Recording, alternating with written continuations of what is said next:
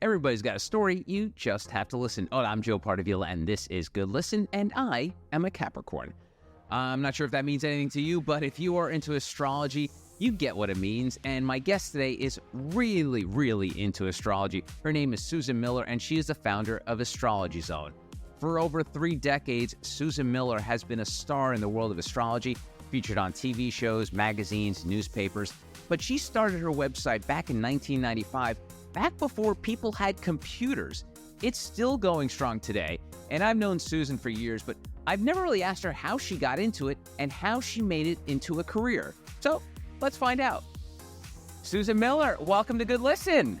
I'm so happy to be here and to see you again.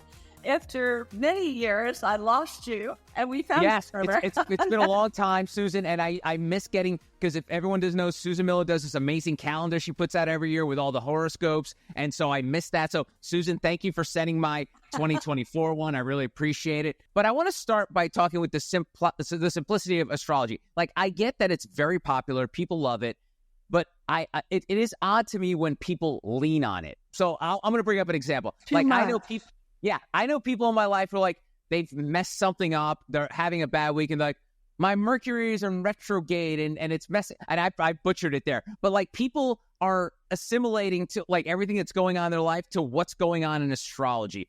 How did that happen? Some people get obsessed. I'm not like that, but I always knew what's happening in the sky. I know how they're talking to each other, the planets, and what it means.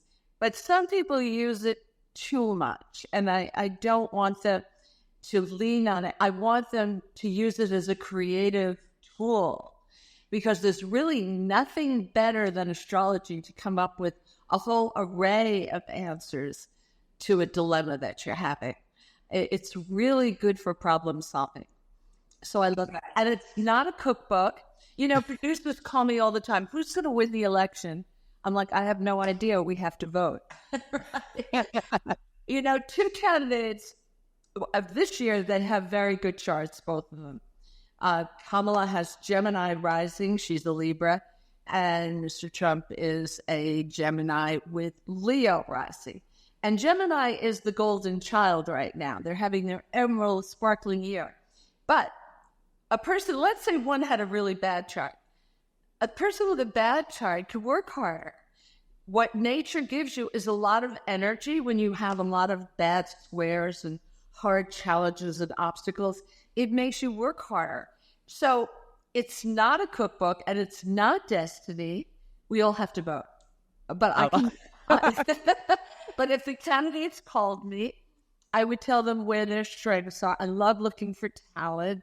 I can also show them the time to do certain things where they'll have the most success, when to initiate, when to hold back, when to double check, things like that. And it's great for success because it helps you with the time you're given to use it productively. Oh, I love that. And we're going to get into charts in a bit. But I didn't joke about the Mercury in retrograde. When people say that, and just so maybe is listening to this and like don't know what that means, what does that mean when Mercury's in retrograde? Even my postman heard about it and was talking to me about Mercury rules all communication. It rules the mail. It rules all digital things, like your computer may be giving you trouble right now. Things wear out during Mercury retrograde, so you wind up going to the repair shop a lot. But also people misconstrue what you're trying to say sometimes. But the good side of Mercury retrograde is that you reconnect from people from your past, like you and I. I used to be on your show when you were in New York. So that part is a nice part of Mercury retrograde. But there's other things where you get forgetful. You lose things. You leave your phone in the taxi because you were thinking so much about your next appointment. So we have to be more deliberate during Mercury retrograde. It's one thing that affects everyone pretty uniformly, although Gemini and Virgo feel it a little bit more, or people working in communications or transportation. Sometimes you get strikes or you get weather delays. We're going to have one 2 days before Thanksgiving, November 25th, and it's going to go to December 15th. that's kind of tough for holiday shopping. So I'm going to say right now, all your listeners have to shop in October. I know that you're saying, no, I don't want to. But you know what? The stores will be all decked out and ship early before the 15th because there's going to be weather delays. And especially if you're sending toys to a little child, you want that under the tree. So just out the door by the 5th of December, no later. Wrap everything up. Get a friend to help you. If you're overwhelmed, we're all overwhelmed. Comes with the holiday. Absolutely. But yeah, Mercury retrograde, it's good for detectives to go back to the past and find the perpetrator. They get clues that were overlooked. But for the rest of us, it's not good to sign a contract or buy any electronic because Mercury rules the chips inside your computer or your smartphone or anything. And then software. Look at the problem Microsoft had worldwide, shutting down airplane flights. Now, that was right before Mercury started to retrograde, but we always feel it 2 weeks ahead. Stay away from the beginning and end dates. Give it a little space because the bookend dates, the start and finish, are always the toughest. So we don't want to just jump out and sign a contract the next day. Now, sometimes we can't help it. Sometimes we just have to sign a contract. In that case, you'll find things that they never told you about the job or whatever you're doing or the house that you bought. Oh, never. Buying a house is very expensive. You do not want to close on a house with Mercury retrograde. You want to, get away from those dates. All right. Great advice. Look at it. We're getting political advice. We're getting economic advice from Susan Miller. Who knew what we're going to get today? So let's start with the Susan Miller journey in terms of how you got here. You are the go-to person for astrology. As you know, people, you mentioned, people are calling you, asking you about the election, and people call you about random, like when a celebrity breaks up. That you are the go-to person when it comes to astrology. But how did that happen? And I don't want to date you, but you've been doing this for quite a while. But how did you get into it? Next December, not this December 2025, I will be on the internet 30 years. Wow. And you know who started the same year? Amazon and Match.com. You started your website in 1995 when most people didn't even know what the World Wide Web was. So how did you know it was going to be a thing? Well, actually, my mom was an astrologer. I mean, she's not with us anymore, and I think of her every day. I love her so much. But when I was 9 years old, I said, Mommy, you never read my chart, and I want to know what I'm going to be when I grow up. So my mother said, okay, let me go get your chart. And she said, well, you're going to write. I said, write? No one in our family writes for a living. Right? Really? She said, yep. And I'm going to work on your grammar. Doesn't it sound like a mother? And when you get the top of the chart where the 12 is on a clock, that's your ultimate contribution to the world. And she said, usually you start fulfilling that 37, 38, 39, 40, somewhere in there.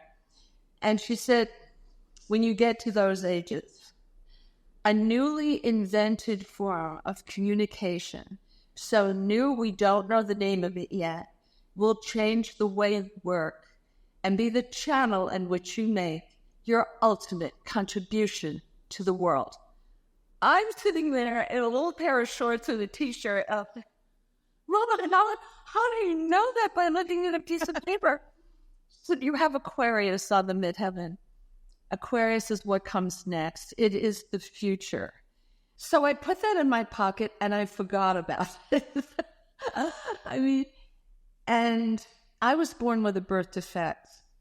It was very, very serious. But I would get attacks where I would be fine.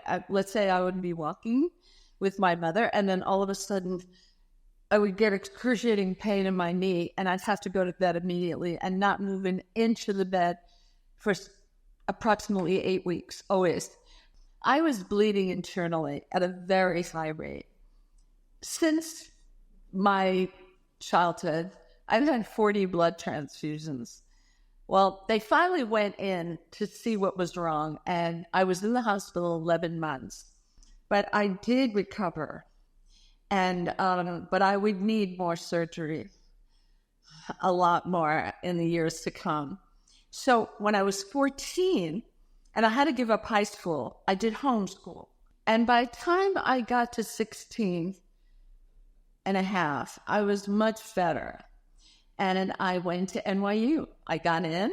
I majored. My father said, major in business because you'll always work.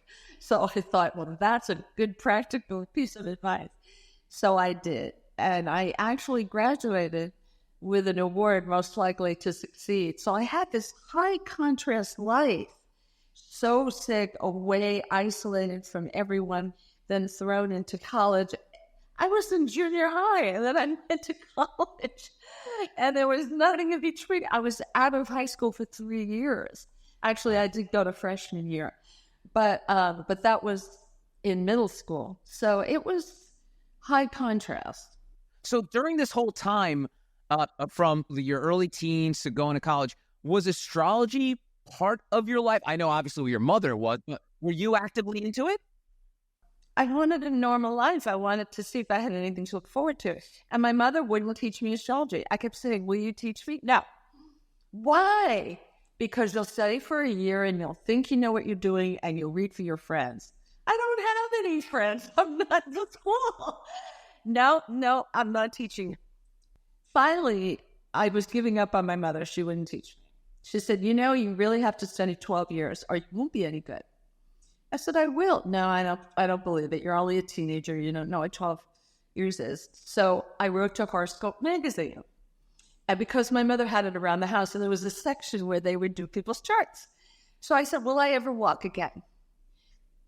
I don't hear anything. And I'm doing my homework on my typewriter. And my mother walks in and she has an envelope in her arms like this. And she says, did you write to Horoscope magazine? I said, I did. How do you know? That was 7 months ago. They never answered me.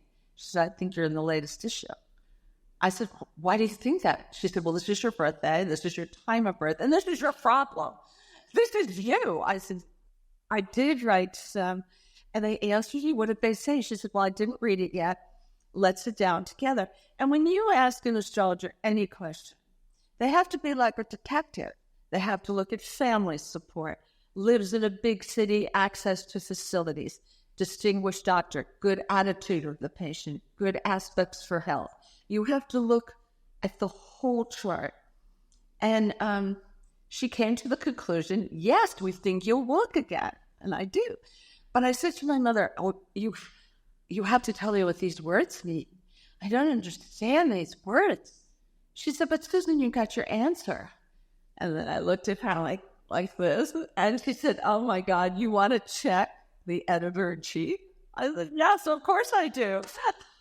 She said, you're impossible. You're never going to stop asking me. I said, never. You got that right. All right, I will teach you, but you have to stay with me 12 years, and you will never read a chart outside of the family. And then when she said I could tell people, I would do it for free. And I was an agent for commercial photographers. And after a while, people said, if you have a problem, dial 911 and Susan will answer. And I would take a taxi down to their office. Like, your boyfriend broke up with you?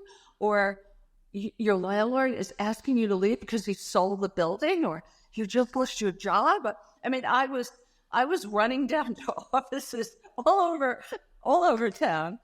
And I was getting a lot of experience. And what really triggered the website is I was an agent for commercial photographers, and my one photographer had just done Cheerios. So I took the creative director from Saatchi and Saatchi for lunch and a beautiful restaurant to celebrate. And I said, hey, I'm going to do your chart. You asked me. And I read his chart, and he said, my wife would love you. I said, I would love her. What does she do? She's creative director of Warner Books. And Jackie would give me books and galleys, and we became fast friends. I loved her. And one day she said to me, I have a feeling about you. You're good with the astrology. I'm going to give you a small book. Let's see how you do. And I write the book. It sells out. She said, now I bring you upstairs to the webmaster. I said, the webmaster of Time Incorporated? She said, yeah, what do they want? She said, they haven't a clue. You're going to tell them what you want. Oh, okay. And I think that's very good advice. When you meet with someone high level, have a few ideas in your pocket, just in case you don't like their idea. Well, their idea was terrible. They wanted me to write a day column with, maybe 25 words per sign. And I remember saying there was Harvard, Yale, and Dartmouth behind the table, in suits. And I said, I want to change the world, and I can't change it at 25 words per side. And they're looking at me. I said, I want to write monthly. I want to write long. And then I went, we are Time Warner. We must be the best.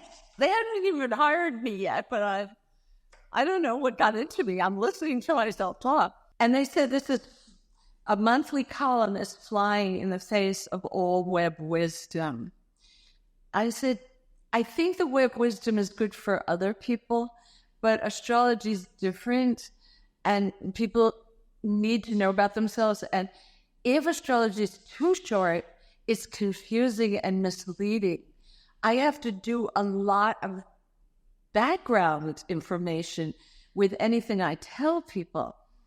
And then I told them what my mom told me, what I told you earlier. And they all looked at each other. Because I said to them, my mother said to go with the newest, the latest, the greatest. And then it went like this. Don't you see? This is my destiny. And they didn't know what to say. They were completely silent. And they were looking at the man in the middle. And he said, Susan, Time Inc. is not going to stand in your way. We're going to let you do anything you want to do because you're so passionate. The hardest part for me was when you typed in horoscope or astrology, Time Inc.'s website called Pathfinder, that's what it was called before AOL, said not found. I said, why is this happening? And they said, the reporters at Time and Fortune and all our magazines don't like it that we have an astrologer. I said, so we can't change it. We're sorry, Susan. I said, it's okay. It's okay. I'm happy to be here. What we didn't figure out is that Newsweek and Yahoo and different companies were coming out with special editions like 25 sites we love and can't live without. And I was making the list. And my numbers are ballooning like crazy. And they're like, oh my goodness. They couldn't believe it. When they got involved with AOL, it was 3 years into my relationship. And they said, you have to leave, Susan, because this internet company is buying us. I said, who? They said, we can't tell you yet. I said, you're buying them. And they said, no, actually, they're buying us. I said, this doesn't sound good, but okay. I had nowhere to go. Every door was being slammed in my face. It was 1998 when I started looking. I called Apple to thank them for writing a story about me called The Astrologer Who Believes in Apple. They kept coming out with products at the wrong time. I said, I have better launch dates for you. So they said, you're very interesting. Do you do charts on the Mac? I said, yes, all the time. They said, Steve said, pay attention to people who do interesting things on the Mac. We want to get to know you. And they wrote a beautiful story. And they sent people to my website. So I said, I want to thank you and take you to dinner in a top restaurant in San Francisco. And as I'm coming down to San Francisco, everybody's calling. Can I come? Can I come? And I have this theory that aside from your parents who love you to the ends of the earth, there are maybe 5 people in this lifetime who really care about you, who will do anything for you, who really will support you. And you must always think about them. And Apple, to me, for writing that story about me, was one of the 5. So I said to myself, I'm going to take everybody to dinner, and I don't care how much it costs. I'll put it on a credit card and I'll pay it off. And I get there, and not everybody's there yet, but some of the main people are. And the waiter says, would you like some champagne? I said, sure. Everybody's having champagne? Yes, okay. And I said, here's my credit card. And he said, you're too late.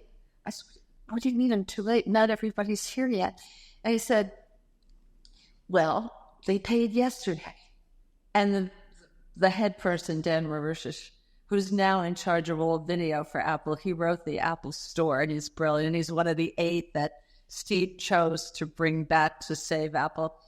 He was laughing. He said, did you think Apple was going to make you pay for 14 dinners? I said, you keep getting it backwards. I want to help you. That's why I wrote to you. I was upset the way Steve was being portrayed in the press, and they wound up helping me. They said, you have nowhere to bring Astrology Zone? I said, no, I'm sort of at the end. Did you go to InfoSeek? I did, but they won't even give me an appointment. They think I'm a headhunter. I said, well, they're all former Apple people there. We will get you an appointment. I had an earth-shattering appointment. It was just great. They loved my idea. And InfoSeek became the Walt Disney Company a month later. So I wound up having my contract with the Walt Disney Company for 3 years. And then I was ready to hire my own team. It was a big decision. It's like jumping off a cliff into turquoise water below. It's so, Mexican, beautiful place. But I did it. And the way you impart this knowledge is, and we've kind of alluded to, is these charts. That's how you and you talked about your chart that your mom had read to you when you were a kid. Yeah. And I gave you my information for a chart. And so for folks unfamiliar with this territory, when you said you were kind enough to join me today, you needed to know my date of birth, where I was born, and the time, right? That's the essentials you need for a chart. Well, I need the time because we convert everybody to Greenwich Mean Time, England, so that we have a common denominator. Got it. All right. So you have that. So you have my information. What does Joe Pardavila's chart say? How's it Well, looking? first of all, you are a Capricorn, so I knew right away how hardworking you are. Capricorn takes their job seriously, and they want to see growth and progress all the time. They're not happy. The little goat, they're not happy unless they see growth. Their little legs, the little goat, that is your motif, goes up the mountain, and all the other little animals are, trying to get up there too. But when you get above the tree line, the little turtles are on their back with their feet in the air, and the other little animals are taking a nap and saying, what's going on? Oh, we're tired. Oh, well, I'm going to keep on going. Maybe I'll see you later. And the little ankles of the goat can walk along very narrow path, and they get to the summit. They always get to the summit.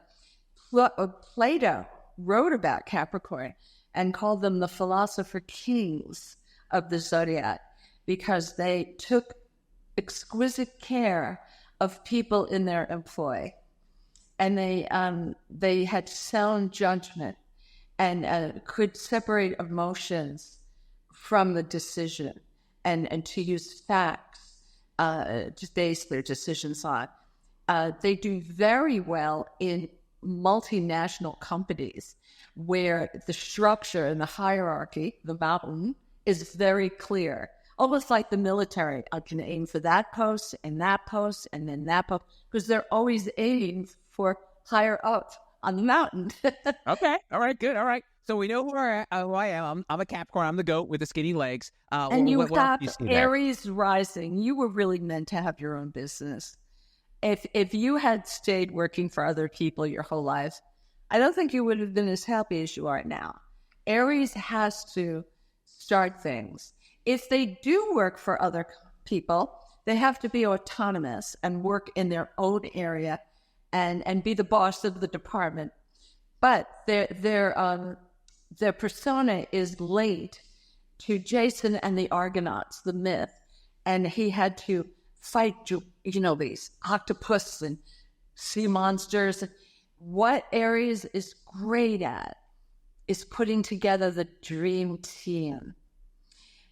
Each person contributes something special that the others don't have, and it becomes so successful.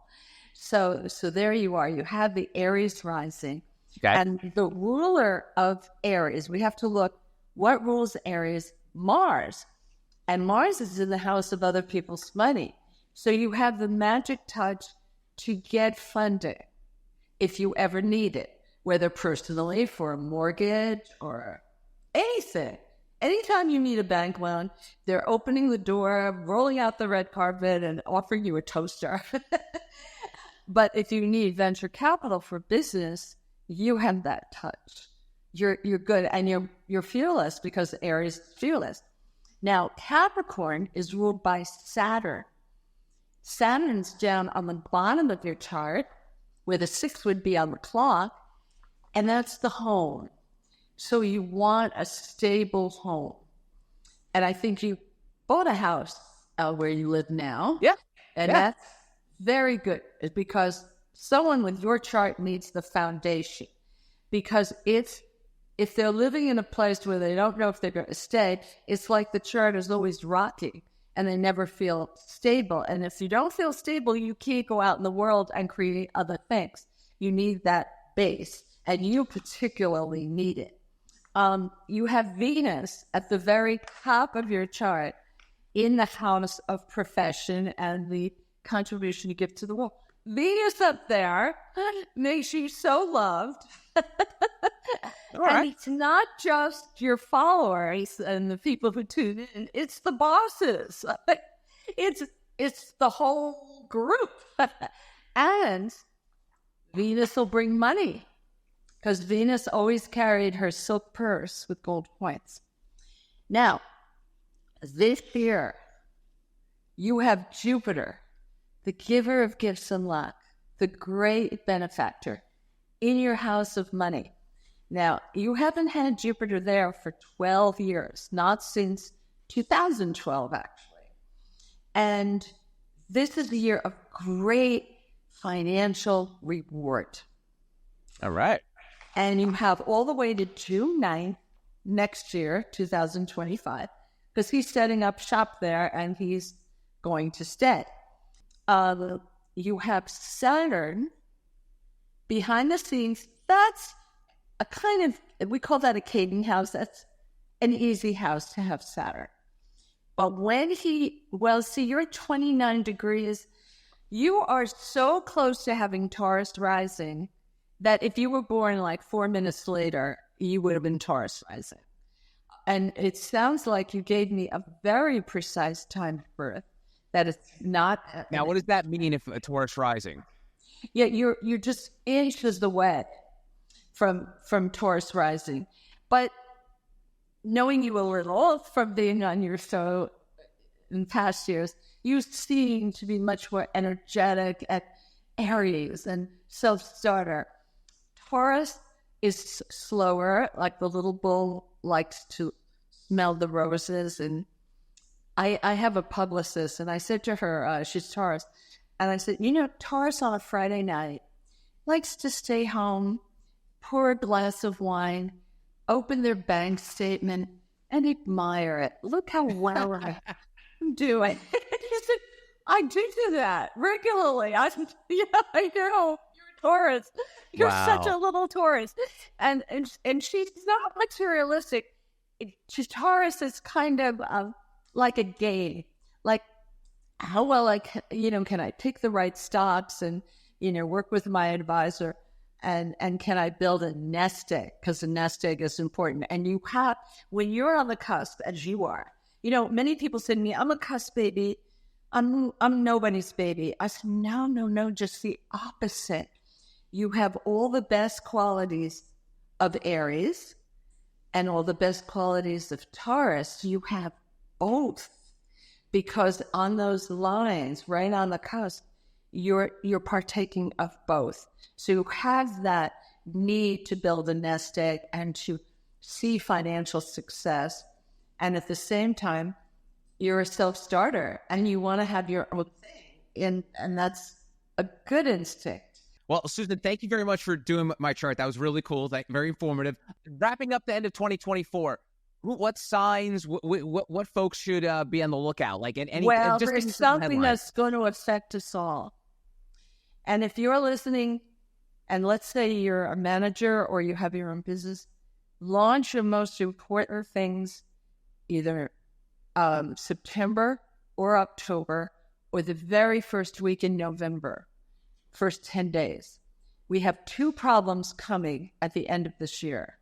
And it's right after the election. And it doesn't matter who gets in, this is going to happen. First, Mercury will retrograde from November 27th until December 15th. That's not good news for the holiday shopping season. You should never buy any electronics or anything expensive. But a more concerning problem is Mars retrograde. Mars is the energy planet, and he's starting to slow down already in November, but by December 6th, he takes a nap. And he stays sleeping until February 23rd. Now, astrology is based on mathematical cycles. Look what I'm looking at. When Mars is healthy, he goes 1 degree in 2 days, a half a degree a day, 1 degree, 2 days. At the beginning of December, he's taking 18 days to go 1 degree. We're walking through glue. There could be a mild baby recession. Baby recession. Do not call your broker and pull all your money into your house under your mattress. No. It will be mild. We will come out of it by April 30th. It's good to know when the pain ends, right? It's a mild little recession. If you're in sales, you'll feel it the most. And you'll say, gee, clients can't seem to make up their mind. Or they'll say, I don't have my new budget for 2025. Well, by January, you should have it. No,